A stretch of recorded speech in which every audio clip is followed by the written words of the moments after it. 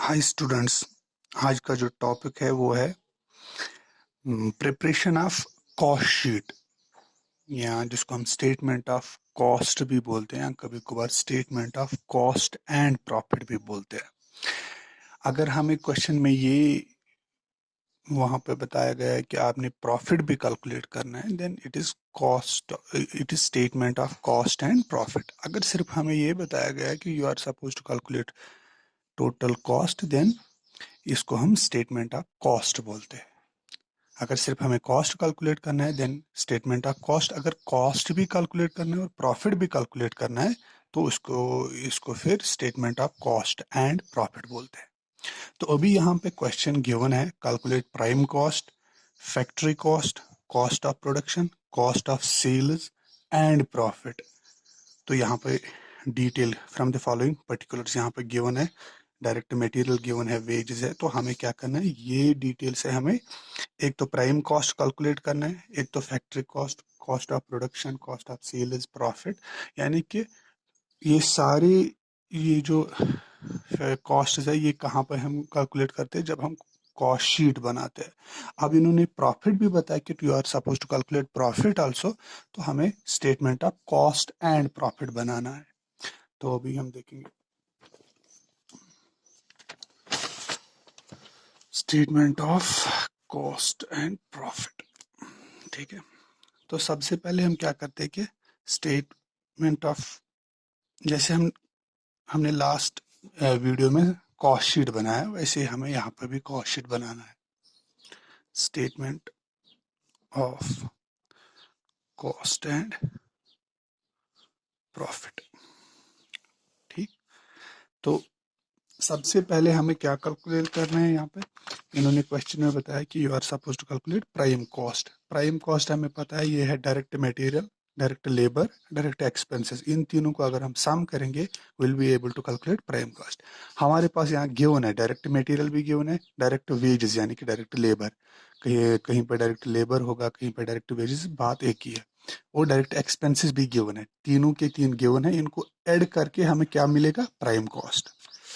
तो मैं यहाँ पे पहले एंटर करूंगा डायरेक्ट मटेरियल कितना है, पहले डायरेक्ट वेजेस। डायरेक्ट लेबर हम लिखते थे यहाँ पर, अब इस क्वेश्चन में इन्होंने वेजेस दिए हैं तो हम डायरेक्ट वेजेस लिखेंगे, बात एक ही है। डायरेक्ट एक्सपेंसेस, तो कितना अमाउंट है यहाँ पर, 1 लाख है मटेरियल, 20,000, 10,000। तो मैं यहाँ पे लिखूंगा 1 लाख, देन वेजेस है 20,000, डायरेक्ट एक्सपेंसेस है। तो ये तीन जो है, इनको अगर हम इनका सम निकालेंगे, दैट इज प्राइम कॉस्ट। तो कितना आएगा, दैट विल बी 1,30,000। तो एक हो गया, प्राइम कॉस्ट हमने कैलकुलेट करके दिया। ठीक, इसके बाद में हम क्या करते थे, जब हम प्राइम कॉस्ट कैलकुलेट करते थे तो इसके बाद में हम ऐड करते थे, यहाँ पर मैं दिखाऊंगा आपको। हम क्या करते थे कि प्राइम कॉस्ट जो है, इस पे फिर ऐड करते थे फैक्ट्री, या जिसको हम वर्क्स ओवरहेड्स बोलते थे। तो ये वाली एंट्री जो है एक साथ गिवन थी लास्ट वाले क्वेश्चन में, लेकिन यहाँ पे फैक्ट्री ओवरहेड जो है ये अलग अलग दिए गए हैं। अब हमें यहाँ पे आइडेंटिफाई भी पहले करना है कि फैक्ट्री ओवरहेड्स कौन कौन सा है। देखो, ये जो हमारा क्वेश्चन है यहाँ पे लिखा है wages of foreman, electric power, factory light, office light, store.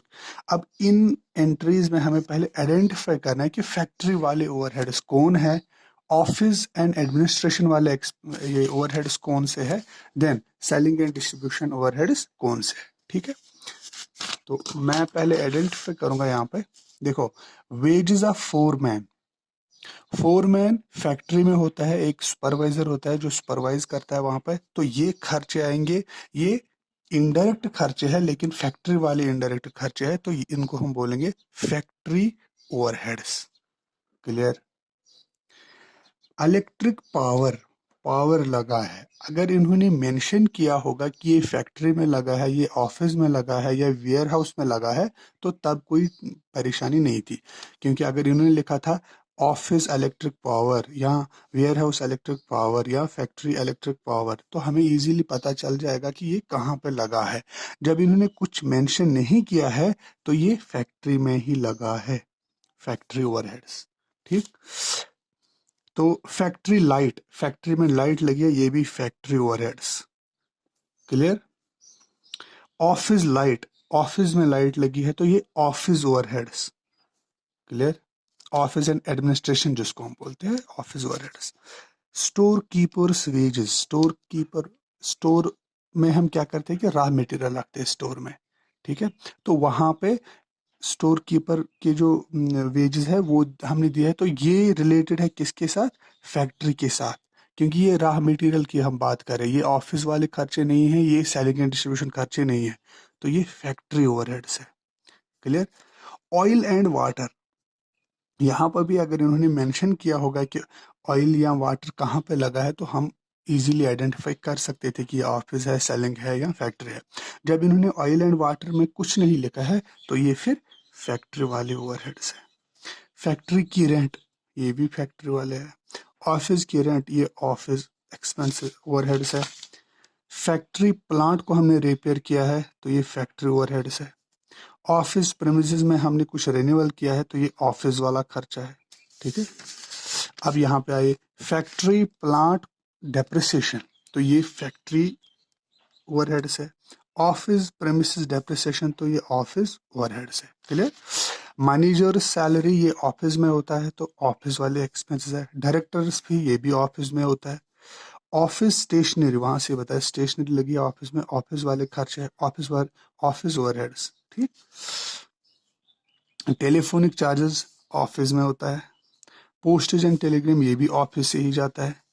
Salesman salary, अब सेल्स की बात आ रही है, सेल्समैन हमने असाइन किया उनकी सैलरी, तो ये सेलिंग एंड डिस्ट्रीब्यूशन वाले एक्सपेंसेस है, ओवरहेड्स है। ट्रैवलिंग एक्सपेंसेस, तो ये भी आएंगे सेलिंग एंड डिस्ट्रीब्यूशन ओवरहेड्स में। Advertising, selling and distribution overheads में। Warehouse charges, warehouse भी वहां पे ही होता है, सेलिंग एंड डिस्ट्रीब्यूशन में। सेल्स, सेल इनमें कहीं पे भी नहीं आएगा, ये अभी अलग रख लो, क्योंकि सेल्स तो ना, ये तो खर्चा नहीं है, इज इनकम। मैं बताऊंगा फिर इसकी एंट्री कहाँ पे आएगी। फिर कैरेज आउटवर्ड्स, कैरेज आउटवर्ड्स मतलब जो हमने फाइनल प्रोडक्ट बनाया उसको फैक्ट्री से लेके पॉइंट ऑफ सेल्स तक, मतलब ये भी सेलिंग एंड डिस्ट्रीब्यूशन में ही आएगा। तो अभी मैंने यहाँ पे क्या किया कि सारे जो यहाँ पे हमारी एंट्रीज उनको लिख के रखा यहाँ पे कि कौन कौन सी एंट्री कहाँ कहाँ पे, कहाँ कहाँ पे आएगी, कौन कौन सा ये एंट्री में ये किस खर्चे में आएंगे, यानी कि वेजेस ऑफ फोरमैन जो है ये फैक्ट्री वाले खर्चे है। ठीक है। तो अब मुझे यहाँ पे करना क्या है, मुझे एक्चुअली ऐड करना है, हम ऐड करते थे फैक्ट्री ओवरहेड्स, है ना, फैक्ट्री ओवरहेड्स। ये हम किस पे ऐड कर रहे हैं, प्राइम कॉस्ट पे फैक्ट्री ओवरहेड्स। तो इससे पहले क्या होता था कि मुझे फैक्ट्री ओवरहेड्स एक साथ में गिवन था तो मैं वो यहाँ पे ऐड कर लेता, लेकिन अभी इस वाले क्वेश्चन में क्या है कि ये फैक्ट्री ओवरहेड जो है सारे ओवरहेड्स अलग अलग दिए गए हैं। तो मैं यहाँ पे स्टार्ट करूंगा। सबसे पहला जो है wages of foreman 2500 factory overhead है। ठीक है। मैं यहाँ पे लिखूं पहले वेजेस ऑफ फोरमैन कितना है 2500। ठीक। इसके बाद में है electric power factory light, electric power और फैक्ट्री लाइट 500, 1500। ठीक है। ये वाली done done done. Office light ये यहाँ पे नहीं आएगी, ये ऑफिस वाले खर्चे में आएंगे। स्टोर कीपर्स वेजेस ये फैक्ट्री का है तो यहाँ पे लिखेंगे स्टोर कीपर्स वेजेस 1000, तो ये वाला भी डन। ऑयल एंड वाटर ये फैक्ट्री के खर्चे है तो ये भी यहाँ पे आएंगे, oil and water 500 done. Factory rent, ये भी फैक्ट्री का खर्चा है, तो फैक्ट्री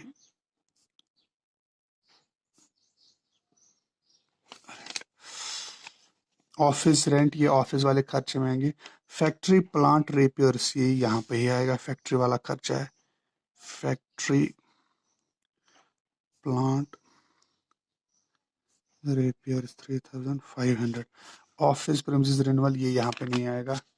फैक्ट्री प्लांट की डेप्रिसिएशन हुई है, तो ये भी फैक्ट्री वाले खर्चे में ही आएगा। फैक्ट्री प्लांट डेप्रिसिएशन कितना है, ये 500 है,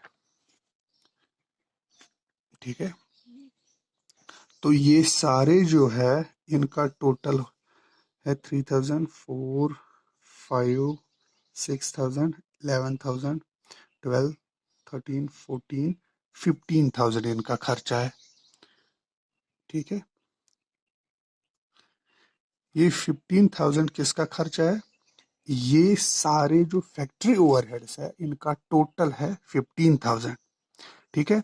तो हमें एक्चुअली करना है क्या कि प्राइम कॉस्ट को फैक्ट्री ओवरहेड्स ऐड करने हैं। ये जो प्राइम कॉस्ट है इस पे फैक्ट्री ओवरहेड्स ऐड करने हैं। क्यों ऐड करने हैं, so that we will be able to calculate कौन सा खर्चा, factory cost, will be able to calculate factory cost. जब हम प्राइम कॉस्ट को फैक्ट्री ओवरहेड्स ऐड करते हैं तो जो फिगर हमें मिलती है दैट इज फैक्ट्री कॉस्ट, या जिसको हम बोलते हैं sorry works cost, will be equal to 1,45,000। Clear. Prime cost को फैक्ट्री ओवरहेड्स हमने ऐड किए, डन। अब फैक्ट्री कॉस्ट को हम क्या करते थे कि यहाँ पे हमें जो मिला दैट इज फैक्ट्री कॉस्ट, ठीक। अब जो फैक्ट्री कॉस्ट है इस पे हम ऐड करते थे ऑफिस एंड एडमिन ओवरहेड्स, ठीक है। यहाँ पे जो फिगर थी इसको ऐड करते थे, और जो हमें वहां पे मिलता था उसको हम क्या बोलते हैं, कॉस्ट ऑफ प्रोडक्शन। क्या बोलते हैं, कॉस्ट ऑफ प्रोडक्शन। तो यहां तक हम पहुंच गए कि हमने क्या किया, फैक्ट्री कॉस्ट ऐड किया, तो इस ये कैलकुलेट किया, तो इस पे हम फिर ऐड क्या करते थे, ऑफिस एंड एडमिनिस्ट्रेशन ओवरहेड्स। तो ये वाला जो खर्चा है ये भी पहले, इससे पहले जो हमने क्वेश्चन किया था उसमें एक साथ गिवन था, लेकिन यहाँ पे अलग अलग इन्होंने दिया।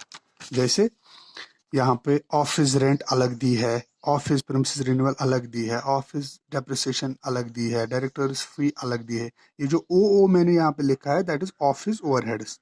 ये सारे के सारे खर्चे यही है, ऑफिस एंड एडमिनिस्ट्रेशन ओवरहेड जिसको हम बोलते हैं। तो मैं एक एक करके अब एंट्री करूंगा। यहाँ पे फैक्ट्री हमने एंटर किया है, तो जो ऑफिस वाले खर्चे है वो है ऑफिस लाइट 500। मैं यहाँ पे लिखूँ फिर ऑफिस लाइट कितना, 500 हो गया ये भी। ऑफिस रेंट 2500, ऑफिस रेंट 2500, ठीक है।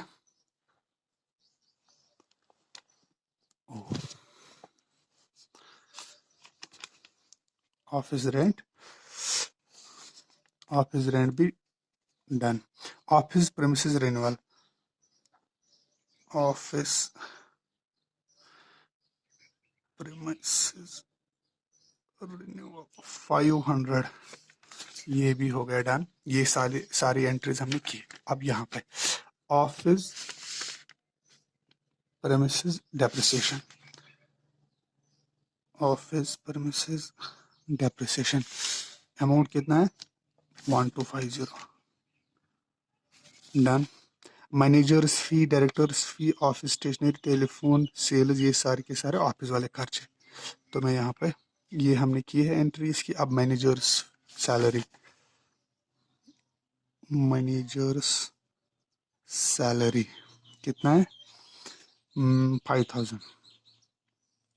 इसके बाद में डायरेक्टर्स फी कितना है 1250, managers fee 5000, directors fee 1250, office stationery 500, office stationery 500, telephone charges 125, telephone charges 125। इनकी मैं एंट्री इसलिए एक साथ कर रहा हूँ क्योंकि ये सारे ऑफिस वाले खर्चे हैं, क्योंकि मैंने यहाँ पे लिखा, पहले एक्सप्लेन भी किया कि क्यों ये ऑफिस वाले खर्चे हैं। Telephone, postage and Telegram, postage and Telegram कितना है 250, पोस्टेज एंड टेलीग्राम 250, डन। अब इसके बाद में है हमारा salesman salary, selling and distribution, selling selling selling. तो इस ऑफिस वाले खर्चे सारे के सारे आ गए। तो अब हम यहाँ पे इनका ऐड करेंगे, सम देखेंगे कितना आएगा, 3350,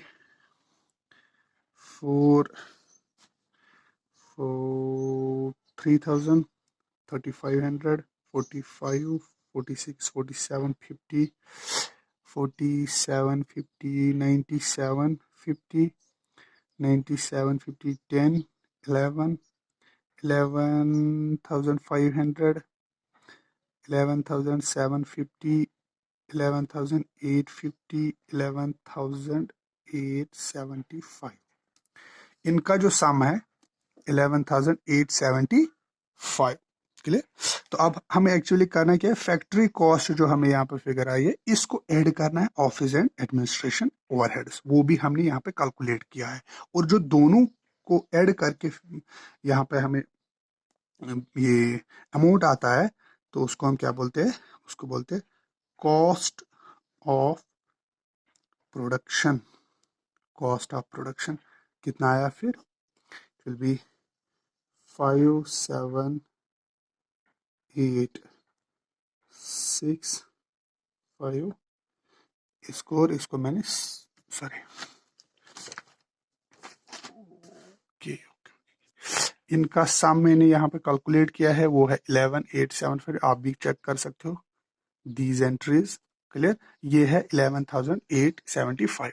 फिर मैंने किया क्या कि फैक्ट्री कॉस्ट जो है इसको ऐड किया, कॉस्ट सॉरी ये ऑफिस एंड एडमिनिस्ट्रेशन ओवरहेड्स, और फैक्ट्री कॉस्ट मुझे है 145, प्लस मैंने किया ये 11,875, दोनों को सम करके मुझे फिगर आया 156,875।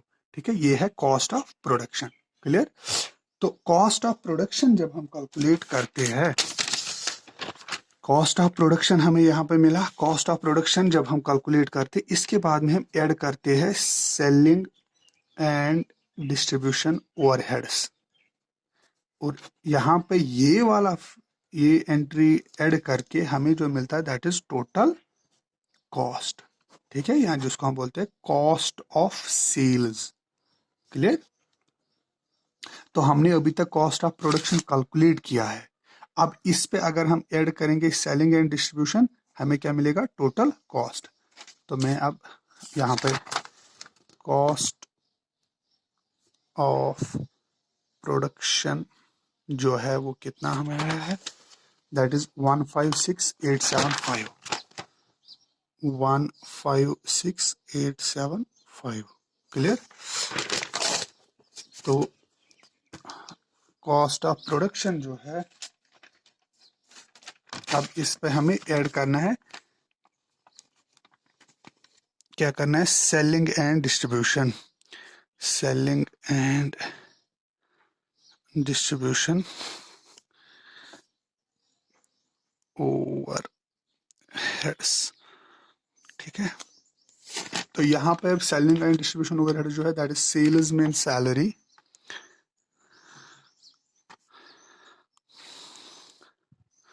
सैलरीज वो है 1,300, ये वाला done. Travelling expenses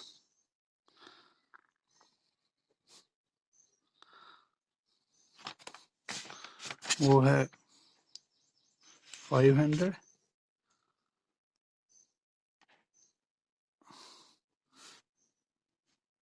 advertising charges 1100, warehouse charges 500, ये सारे के सारे खर्चे जो है ये सेलिंग एंड डिस्ट्रीब्यूशन वाले खर्चे हैं, ठीक है। वेयर हाउस सेल्स मैंने बताया कि सेल्स यहाँ पे नहीं है, तो अभी ये रखना है साइड में। तो कैरेज आउटवर्ड्स 400, ये कैरेज आउटवर्ड्स है, इसलिए मैं ये सेलिंग डिस्ट्रीब्यूशन में ये एंट्री इसकी कर रहा एडजस्ट कर रहा हूँ इसको।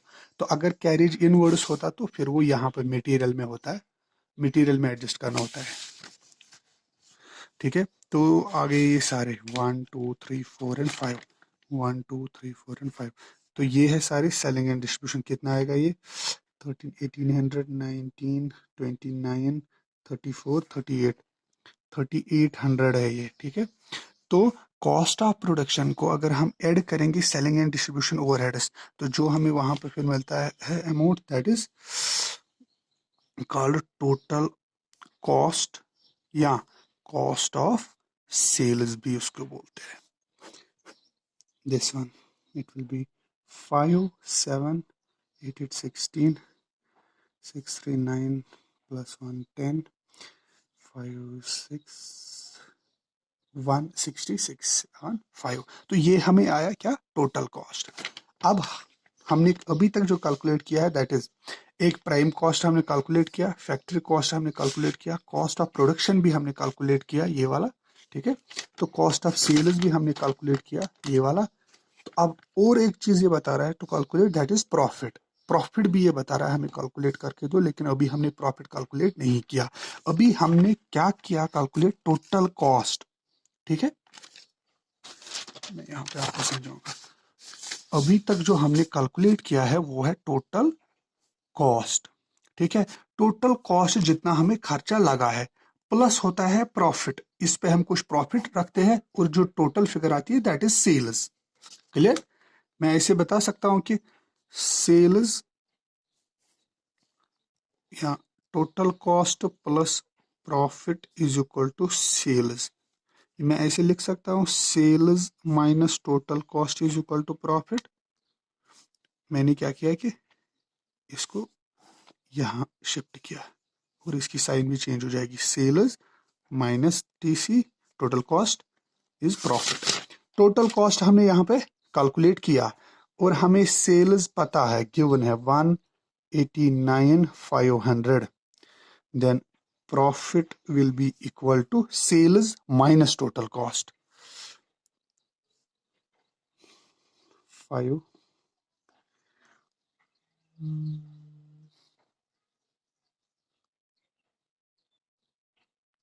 कितना आएगा ये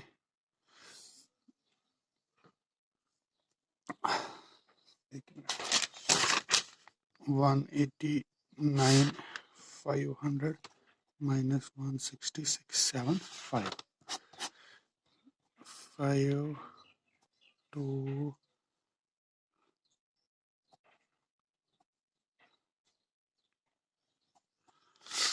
around 28,825, तो प्रॉफिट विल बी 28,825, यानी कि this amount sales amount minus cost जो भी आपका आएगा दैट इज प्रॉफिट। क्लियर। हमने सारा अब प्रॉफिट भी कैलकुलेट किया। तो जब हम इस कॉस्ट जो भी तक हमने बनाया इसमें अगर अगर सिर्फ हम यहां तक बना रहे टोटल कॉस्ट तक, तो फिर ये स्टेटमेंट ऑफ कॉस्ट इसको हम बोलते हैं। अगर हमने इसमें सेल्स और अगर इसमें हमने प्रॉफिट अब कैलकुलेट किया, ये दो एंट्रीज एक्स्ट्रा की, तो फिर इसको बोलते हैं statement of cost and profit. Okay, thank you.